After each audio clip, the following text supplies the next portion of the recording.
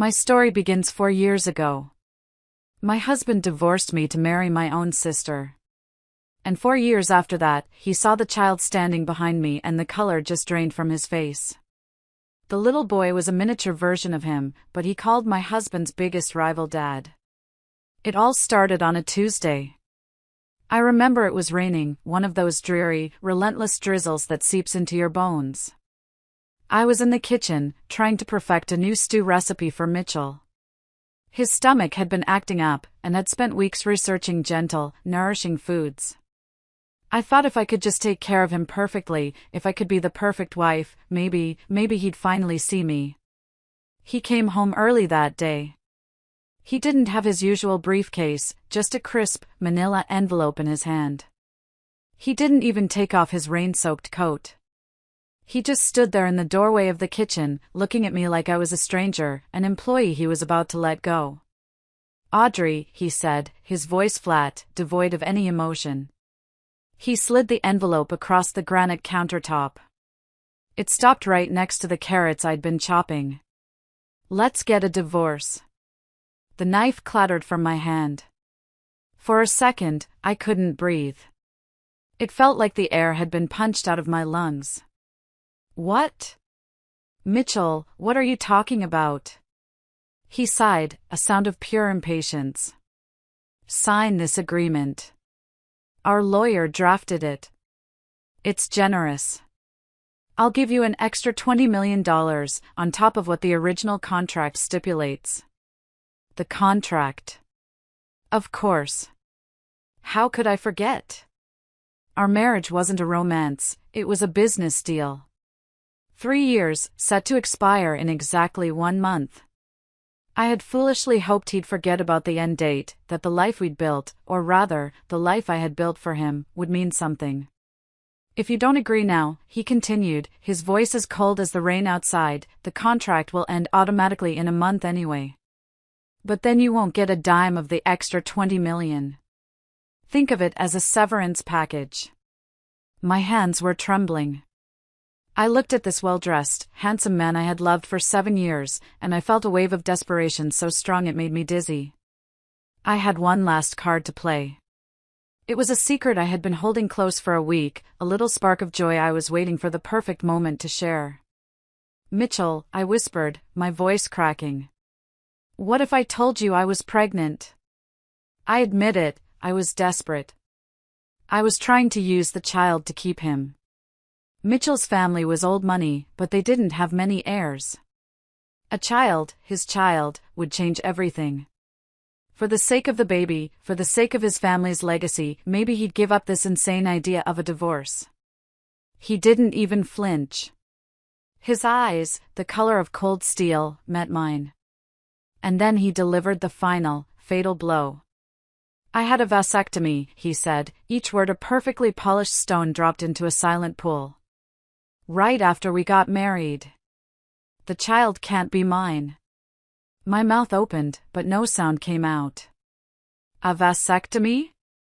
It wasn't possible. Mitchell was the only man I had ever been with. If the child wasn't his, whose was it? The question hung in the air, a vile, unspoken accusation. In that moment, I realized something profound. When someone doesn't believe you, any explanation is useless. His words had built a wall between us that I could never hope to climb. He turned and left, leaving me alone in the kitchen with the smell of rain, the half-chopped carrots, and the divorce papers that felt like a death certificate for the life I thought I had. I sank to the floor, the cold towel a shock against my skin. The whole thing was a mess, right from the start. 3 years ago, the woman who was supposed to marry Mitchell was my sister, Blair. She was the brilliant one, the beautiful one, the one everyone loved. But days before the wedding, she left the country, chasing some artist she called her true love. To avoid a scandal, to keep the massive business deal between our families afloat, my parents had offered me up as a replacement.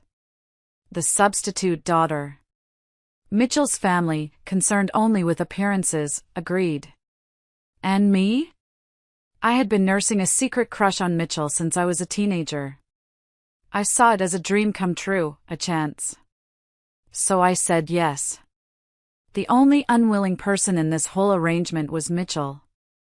I don't know what other people's wedding nights are like. Mine was spent watching Mitchell toss a contract onto the pristine white comforter of our hotel suite. The same 3-year marriage contract. He'd made it clear that after 3 years, no matter what, the marriage would end. I felt lost and pained, but I didn't give up. I thought, if I just treat him well, he'll warm up to me. I thought my quiet, steady devotion could outshine Blair's flighty brilliance. For 3 years, I was his shadow, his caretaker, his personal assistant. He had stomach issues, so I studied nutrition and became a gourmet chef of bland, soothing foods. He had headaches and trouble sleeping, so I learned acupuncture, carefully pressing needles into his temples while he slept. In hindsight, I was so naive. Who falls in love with their live-in nanny? I was a fool. We were just torturing each other. My hand trembled as I reached for a pen, ready to sign the papers and end my own misery. But then, my phone rang. The screen flashed with a picture of my mother. I swiped to answer, my voice hoarse. Hello? Audrey, darling. Her voice was unusually cheerful, practically bubbling with excitement. Guess what? Your sister is back. Blair's on the afternoon flight, she'll be here tonight. You and Mitchell have to come home for a family dinner. My blood ran cold. Blair. Of course. Why is she back so suddenly? My mom sighed dramatically into the phone. Oh, I always knew that artist fellow was no good. But your sister, so stubborn. Turns out after they married, his true colors showed. He was fooling around with other women, even when Blair was pregnant, it led to her miscarriage. My heart gave a painful lurch, a pang of sympathy for my sister despite everything. She's finally come to her senses and left him, my mom continued, her voice brightening again. That's good, right? Now listen, don't bring up the past when you see her. Don't upset her. Her voice droned on, but I wasn't listening anymore. It all clicked into place, the pieces of a puzzle I didn't even know I was solving. The sudden divorce, the generous offer, the urgency. It wasn't about the contract ending. It was about Blair. She was back. The main character had returned to the story. And I felt like I was living in a book I'd read before. Blair was the heroine, and I was just a supporting character, a placeholder. My role was to keep her seat warm, care for her man, and then gracefully exit stage left when she returned. The book's plot even flashed in my mind. Blair, unable to have children after her trauma, would eventually adopt my child, and I would watch them live happily ever after as a perfect family. I felt a wave of nausea. Was I going crazy? But in that moment of strange, surreal clarity, something inside me snapped. The 7 years of love I had for Mitchell curdled into something cold and hard. I put down the pen. Why should I step aside? Why should I sign these papers just because Blair decided to come home? Why should I let them have their happy ending on the ashes of my life? No. I wasn't going to be the tragic, forgotten supporting character anymore. If they wanted me to be the villain of this story, then fine. I'd be the best damn villain they had ever seen. Before this divorce was over, I was going to make them uncomfortable. I took a cab to my parents' house, my heart pounding with a strange, terrifying new energy. I arrived just as Mitchell's car pulled up. He and Blair got out together. She looked more worn out than I remembered, the vibrant spark in her eyes dimmed, but she was still Blair, the center of gravity in any room. My parents immediately rushed out, fussing over her, their faces etched with concern. It had been raining, and Blair was perfectly dry. But the sleeve of Mitchell's expensive suit was soaked. I could picture it perfectly, him holding the umbrella over her, letting the rain drench him. With me, he always walked ahead, leaving me to trail behind in his wake. I pushed down the familiar sting of disappointment and replaced it with steel. I walked right up to him, pasting a worried look on my face. "Honey," I cooed, clinging to his arm affectionately. How did your clothes get so wet? Blair's gaze shot over to us, her eyes wide and vacant. Mitchell tried to pull his arm away, but I held on tight, pressing myself against him. Your clothes are all wet. You'll catch a cold. You're the backbone of the company, you can't get sick. Let's go upstairs and get you changed. I could see the vein pulsing on his forehead, the frantic struggle in his eyes as he tried to maintain his composure. But in front of our family, he had to preserve his image as a husband. He let me lead him upstairs. The moment we were in my old childhood bedroom, he shoved me away. Stop clinging to me, he hissed. I just smiled sweetly. You're my husband. Why can't I hang on to your arm? He took a deep breath, trying to control his temper. Did you sign the divorce agreement? No, I said, my smile widening. I'm pregnant, remember? And I was thinking. I had a vasectomy, are you sure the doctor didn't scam you? You're the only man I've been with for these 3 years. Don't try to weasel out of it. He stared at me, his face a mask of livid disbelief. Audrey, what happened to you?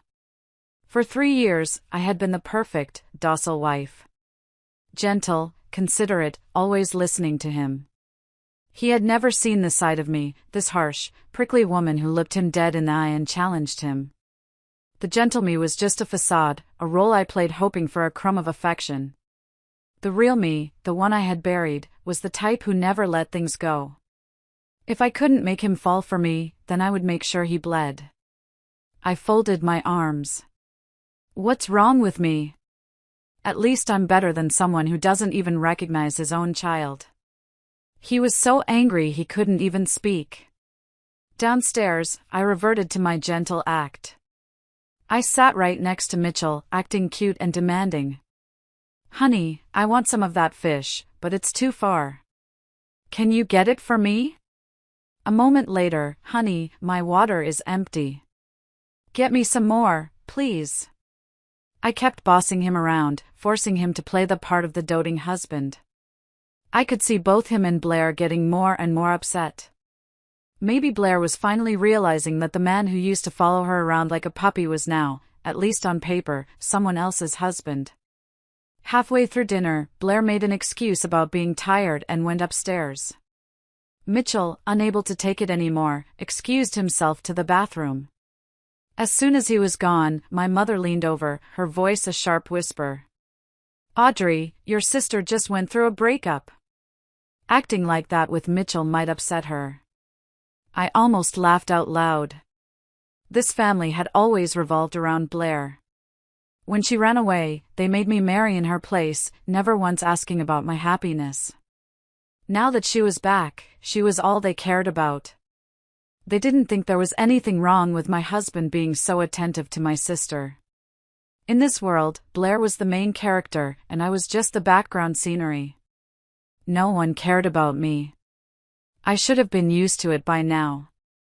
I lifted my head, hiding the sadness in my eyes. I put on a pitiful look. Mom, Dad. I'm pregnant. That's why I need Mitchell to take care of me. Before I could finish, I heard the sharp sound of a glass breaking. I looked up and saw Blair standing on the stairs, empty-handed, her face filled with utter shock.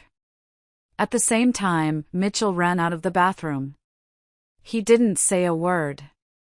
He just grabbed my hand and rushed us out of the house, away from the shattered glass and my sister's shattered expression. Back at our sterile, silent home, Mitchell glared at me, his face furious.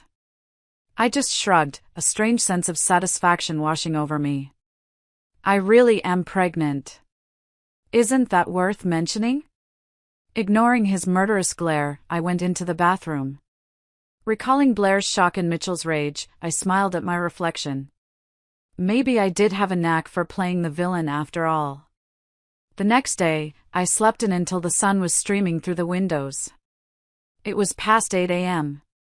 I walked out of the bedroom to see Mitchell sitting on the sofa, fully dressed for work, looking furious. He was a creature of habit, and his morning routine was sacred. Normally, I would have his breakfast and his ridiculously specific coffee ready for him by 7 a.m. sharp. But now? I didn't feel like catering to him anymore. Sleeping in felt great. "I'm hungry," I announced to the room. Mitchell didn't answer, but his stomach let out an embarrassing growl. "I'll order some takeout," I said cheerfully, pulling out my phone. He looked at me in disbelief. Before the delivery driver even arrived, Mitchell slammed the front door and left. Good thing I didn't order for him. That afternoon, while I was getting a spa treatment I'd booked with his money, I got a call from his assistant. Her voice was frantic. "Audrey, the company cafeteria food doesn't suit Mr. Mitchell's tastes. He hasn't eaten all day." "Oh, right. I always used to pack his lunch, too." Over the years, I had spoiled him with my cooking to the point where he could barely stomach anything else. "Don't worry," I said calmly into the phone. "When he's starving, he'll eat." I hung up and went back to my massage. That evening, I received a message. It was a picture sent by Blair.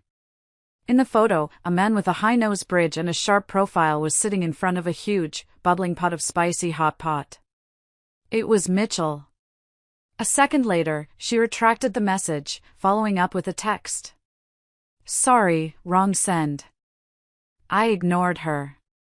My sister always got what she wanted with a flick of her finger. Now she was resorting to these childish tactics. I wasn't sad. In fact, I was quite happy. Mitchell's stomach was terrible. Skipping breakfast, skipping lunch, and then having a fiery hot pot for dinner? That was a death sentence.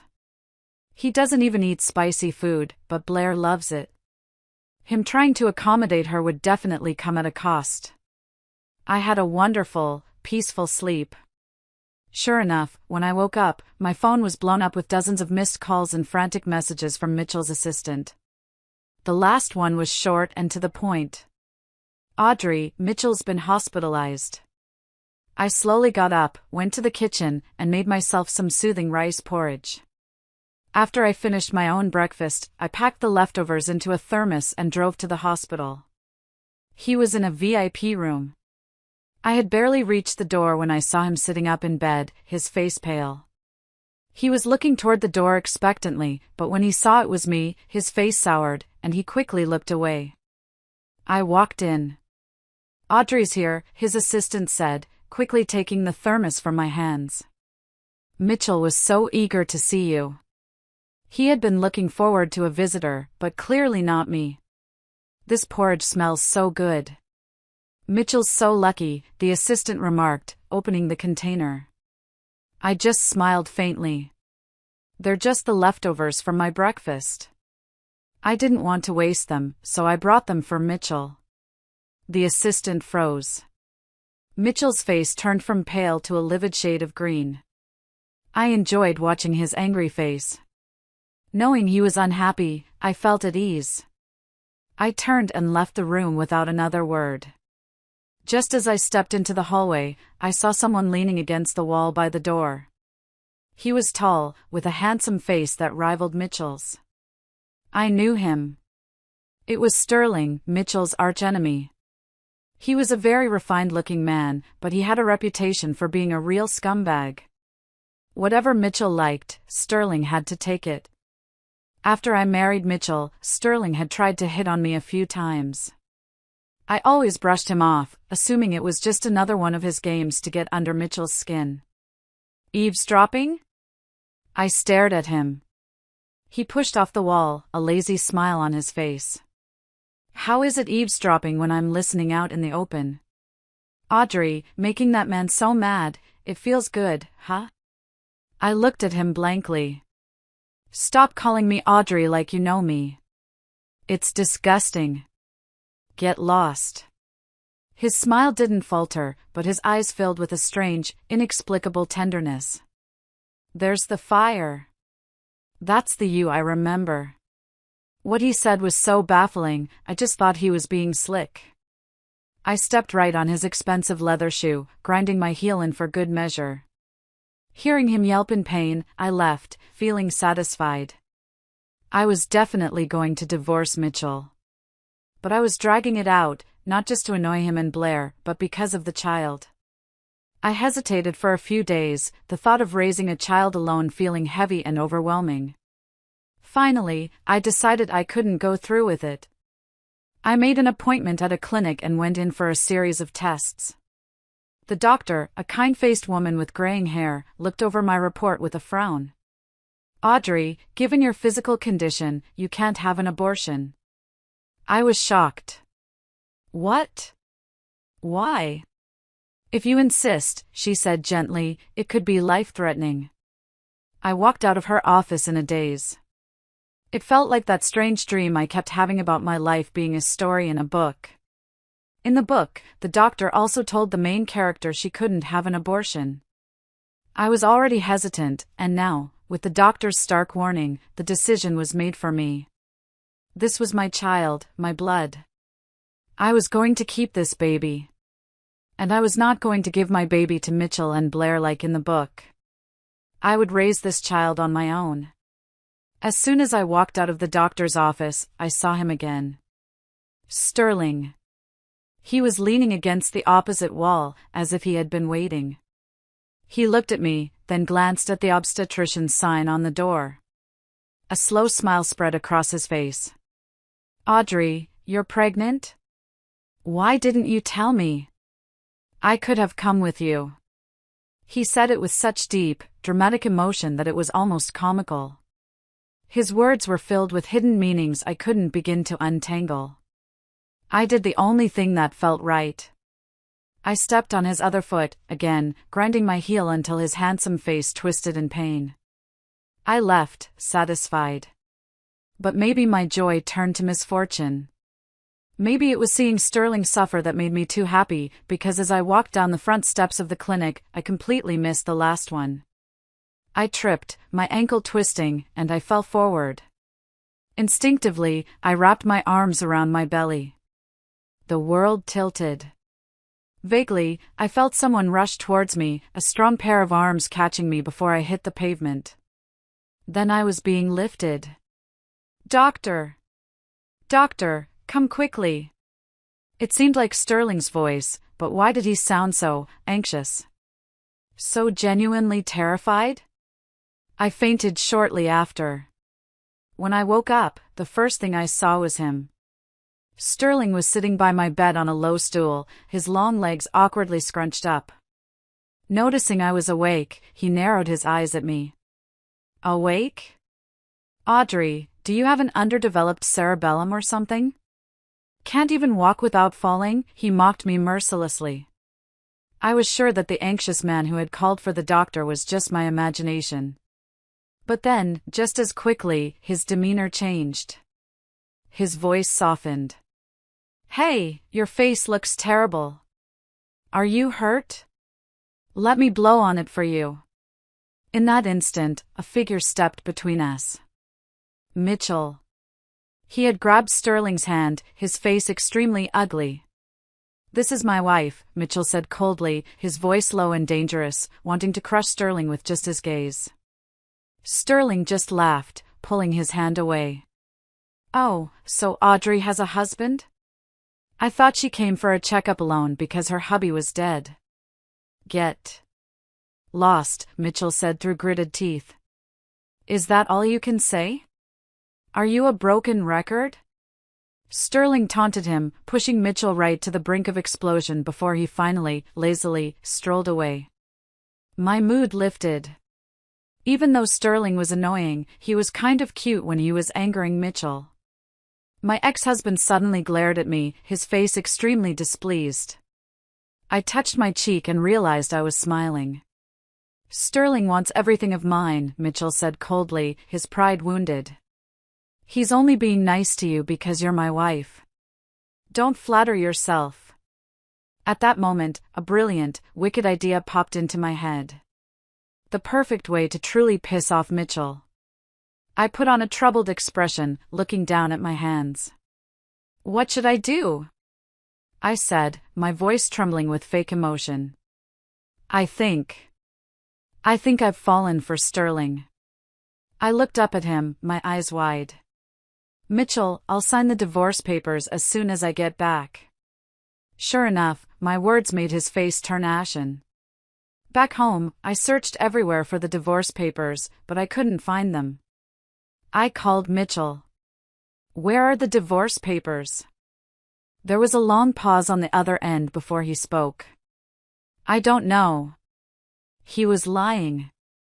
Having been with him for 3 years, I knew him well. The man who had been so desperate for me to sign them was now hiding them so I couldn't. It seemed his pride was more important than his love for Blair. For the sake of his ego, he chose not to divorce me, just to stop me from being with his rival. But I didn't mind. I knew he wouldn't hold out for long. The following days, I carried on with my life. I ate well, I slept well, and I started planning for my post-divorce life. I imagined myself in a small, quiet town, opening a little shop, living a simple life with my baby. The thought filled me with a peace I hadn't felt in years. Then, I got the call from my mom, asking me to come home. When I arrived, I saw them all sitting there in the living room like a tribunal, my mom, my dad, and Blair. They all looked very serious. As soon as she saw me, my mom rushed over and grabbed my hand, her face a mask of sorrow. Audrey, I know you haven't been happy these years with Mitchell. He treats you poorly, like a maid. I almost wanted to laugh. So, she knew all along. I used to think she just didn't notice.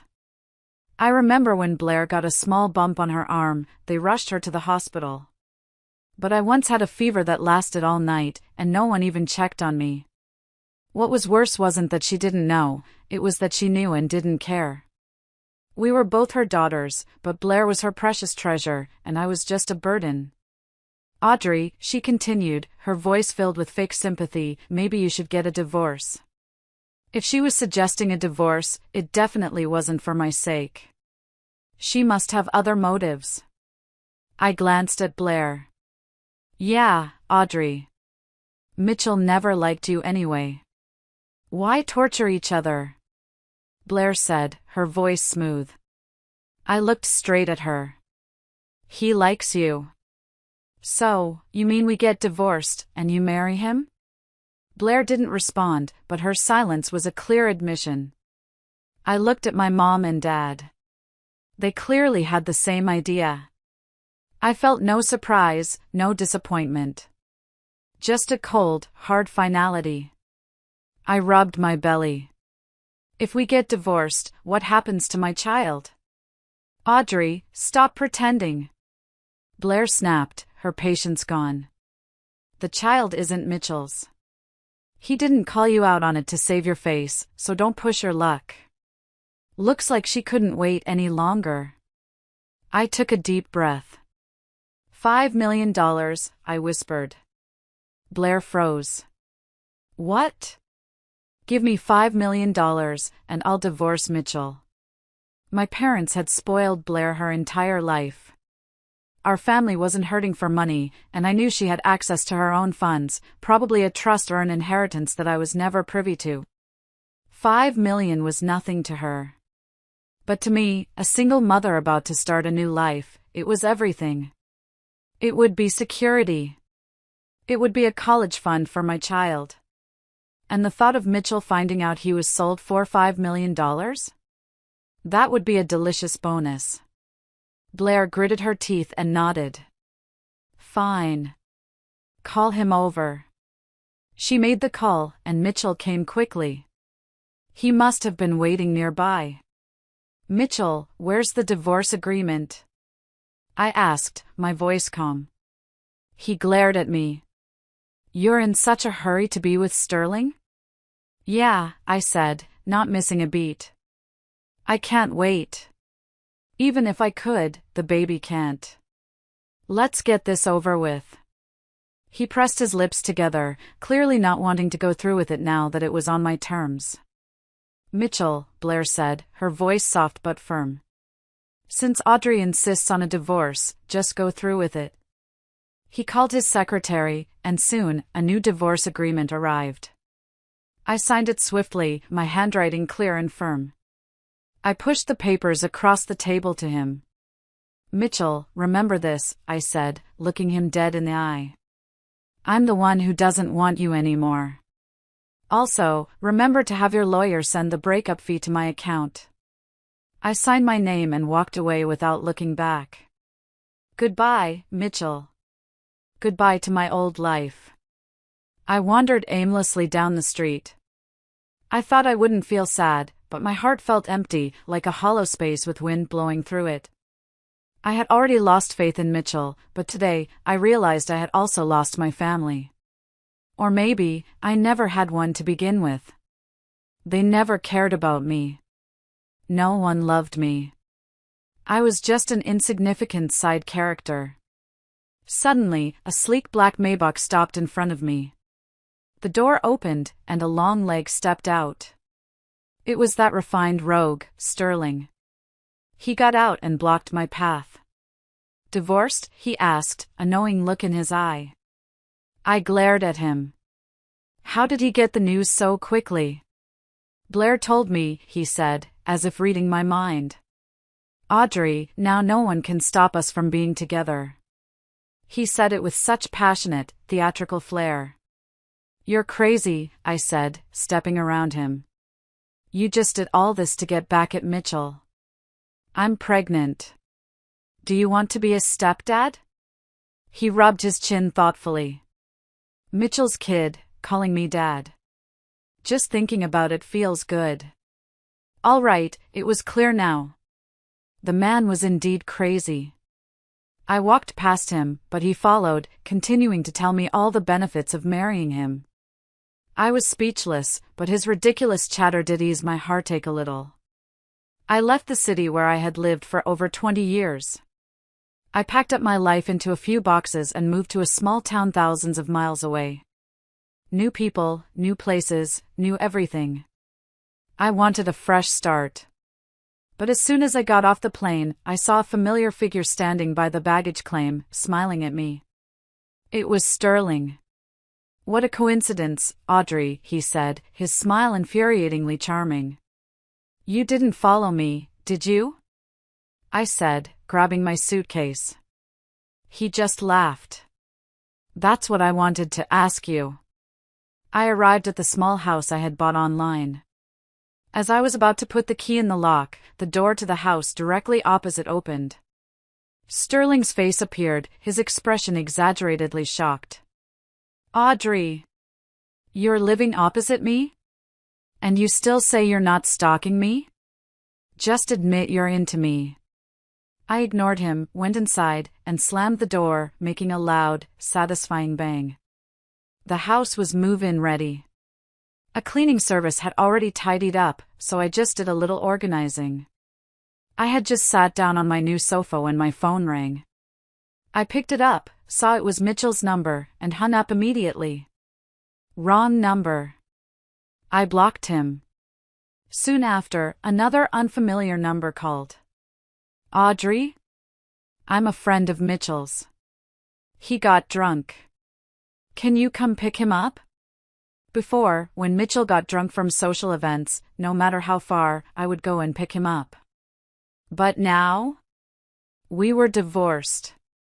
His life, his problems, were no longer my concern. "Call his secretary," I said, and hung up. I blocked that number, too. My blacklist now had 2 people on it, and it was just the beginning. In the following days, people around Mitchell kept calling me. They said he was in the hospital with a stomach ache. They said he had a cold. One person even called to say he was crying because he missed me. Such nonsense. I was the one who had set him up with Blair. I suspected they weren't happy and were trying to stop me from moving on. I finally changed my number and created new social media accounts. Finally, I had some peace. I opened a small flower shop on the main street of my new town. The work was peaceful, and the smell of fresh blooms filled my days. One morning, the little bell above the door chimed.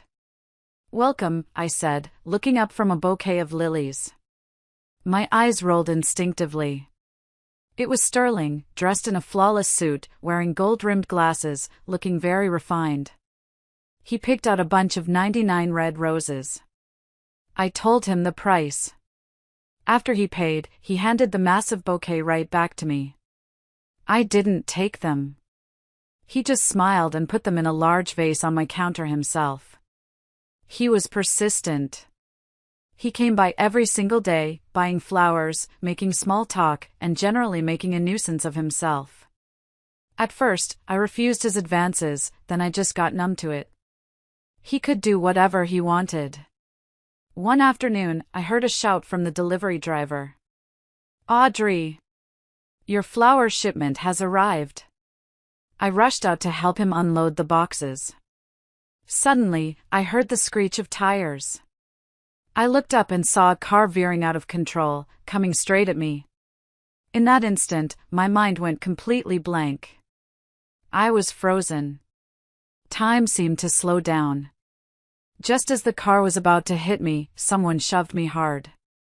I fell to the ground, scraping my hands on the pavement, the world a confusing blur of motion and sound. It took me a moment to realize what had happened.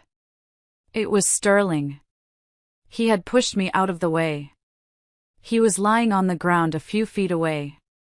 He was always such a neat freak, but now his gold-rimmed glasses were gone, his hair was a mess, and his suit was torn. He looked awful. And yet, somehow, in that moment of chaos and terror, I felt closer to him than ever before. "Sterling! Get up! Are you hurt?" I asked, crawling over to him, my voice shaking. He tried to smirk, but it came out as a grimace. "I'm not as clumsy as you. I'm a black belt in Taekwondo. A little car can't hurt me." He tried to sit up, but his handsome face twisted in pain. "Okay," he gasped. "I think my leg's broken." I quickly called an ambulance. While we waited, I saw his leg bent at an unnatural angle, and I got so flustered my eyes turned red. "Hey, it's just a small injury. I won't die," he said, trying to act nonchalant. Then he looked at me, his expression suddenly confused. "Why are you crying?" "Audrey, don't cry. I'm really okay. Look, I can even jump." He tried to get up again. "If you move, I'll cry even harder." I sobbed, holding him down. He immediately stopped moving. At the hospital, the doctor confirmed his leg was broken. It wasn't life-threatening, but it required surgery and a long recovery. I stayed with him through the surgery. I hired a private nurse for him, and I visited him every single day, bringing him homemade food. The same guy who wanted to jump around earlier now lay in bed like a sick, fragile beauty. "Audrey, I want some water," he'd whine. "Audrey, my hand hurts, feed me." "Audrey, my shoulders are sore, massage them." I tried to ignore him, but he'd look at me with his big, sad eyes, his handsome face wrinkled in pain. "My leg hurts," he'd say pitifully. "And for whom did I get hurt?" I'd sigh and sit by his bed, massaging his shoulders. It was during one of these moments that the door to his room was knocked open, hard. I looked up and saw Mitchell. His face was dark with anger. He looked much more weathered and tired than the last time I saw him. He didn't say a word. He just grabbed my arm and started pulling me outside. "Mitchell! Take your filthy hands off my girlfriend!" Sterling shouted from the bed, struggling to get up. "Let go, or I'll fight you." "Stay in bed," I warned Sterling. "If you get up, no dinner for you." He obediently laid back down, pouting. "I'll talk to him for a bit. I'll be right back." Mitchell's face darkened even more. He dragged me out into the hallway, his grip painfully tight. "Did you come to give me an invitation to your wedding with Blair?" I asked, yanking my arm free. "Because I'm not interested in attending my ex's wedding." "Audrey." "I didn't marry Blair," he said, his voice hoarse. "Then what do you want?" He didn't respond, just stared at me with those haunted eyes. I got impatient and turned to go back into the room. "Audrey, let's get back together," he finally said, the words rushing out. "I've been thinking about you all this time. I dream about you. I realize now. I love you. Losing you made me see my feelings clearly." His voice turned hurtful. "Why didn't you take my calls? Even when my secretary called, you didn't pick up." Someone as proud as Mitchell, saying such things, must have taken a lot of courage. But I wasn't touched. In fact, I found it laughable. "I'm sorry, Mitchell. I don't love you anymore," I said, my voice steady. "I have someone I like now. Please don't bother us." He got anxious. "Audrey, don't trust Sterling. He doesn't love you. He's just competing with me." A bitter sneer crossed my face. "When I was sick and called you from our own bed, you said you had to work overtime. A few days ago, when I almost got hit by a car, Sterling shielded me without a second thought for his own safety. Do you really think you're in any position to say Sterling doesn't love me?" He was stunned, speechless. "Mitchell, we're divorced.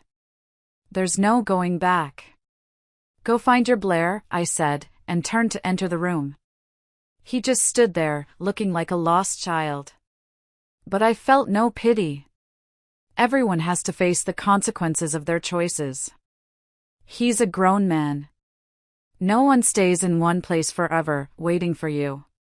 Once you miss your chance, it's gone. Back in the room, Sterling's loud, dramatic voice greeted me. "Audrey, my leg hurts.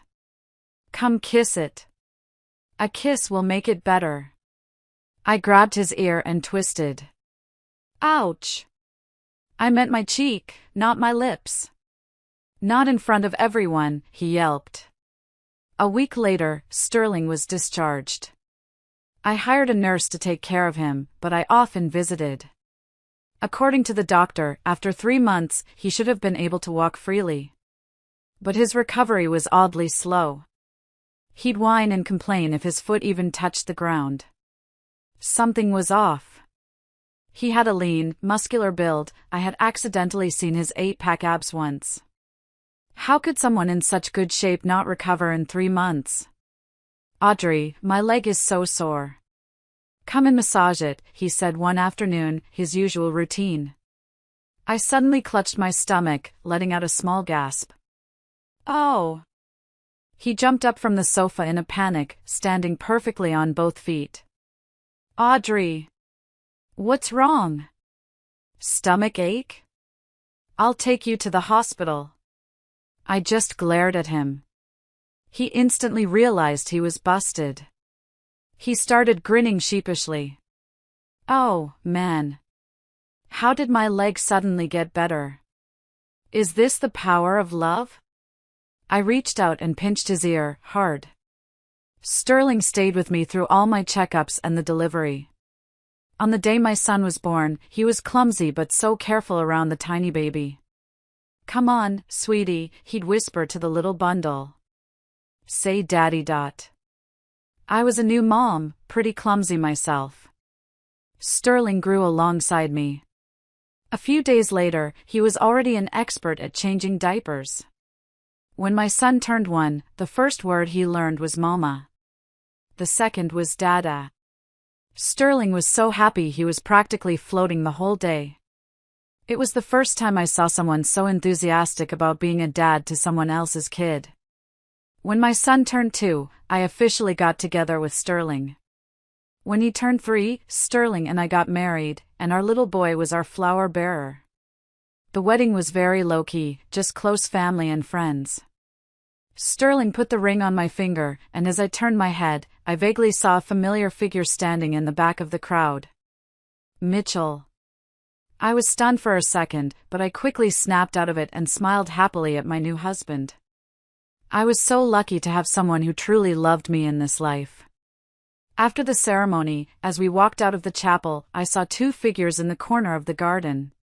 One big and one small. My heart clenched.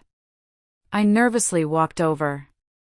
Mitchell was handing a piece of candy to my chubby little son. My boy, who hadn't fully grown into his features yet, looked so much like him. He was clearly a mini version of Mitchell. But my son didn't take the candy. With a clear, childish voice, he said, "Mommy and Daddy Sterling said not to take things from strangers." Mitchell stiffened, and his eyes visibly reddened. I held my son's little hand. Sterling walked over, looking warily at Mitchell. "Go play with Daddy for a bit," I told my son, handing him to Sterling. I gave Sterling a reassuring look, and he took our little boy away. "Audrey," Mitchell said, his voice rough. He had aged a lot in these 4 years. "I heard he never married Blair. She went back abroad, got back together with her ex, and they were still tormenting each other. Mitchell never got married. I heard he drank a lot, lived a very wasted life, and his career took a nosedive. Maybe my one small act of defiance had changed everyone's story. That kid." He started, his voice rushed. "Is he?" "It doesn't matter anymore, Mitchell," I said softly, but firmly. "Don't show up in front of me again. Otherwise, you'll never find me." After I said that, I turned and walked away. I heard a sound like a sob behind me, but I didn't look back.